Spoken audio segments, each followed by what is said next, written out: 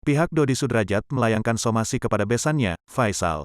Kuasa hukum Dodi, Farhad Abbas mengatakan akan melayangkan somasi pada Senin, tanggal 16 Mei tahun 2022, mendatang.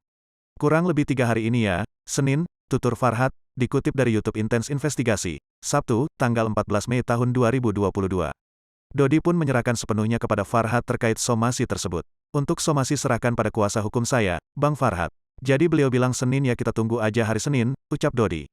Dijelaskan Farhad, alasan Dodi melayangkan somasi pada Faisal yakni supaya sang besan segera meminta maaf kepadanya. Dodi menilai Faisal telah menjatuhkan nama baiknya. Kasian, orang sebaik dia, Dodi, tiba-tiba orang jadi buruk. Harusnya Faisal punya peran untuk mencairkan nama baik beliau. Untuk meluruskan kembali, minta maaf selama ini telah menjatuhkan nama baik beliau, terang Farhad. Farhad pun juga memberikan penjelasan terkait pemindahan makam Vanessa. Kemudian tentang asuransi, tentang pemindahan kuburan itu nanti kita juga akan pindahkan, nggak apa-apa. Itu kan orang tua inginkan, tapi kan tidak ingin mati bersama. Tinggal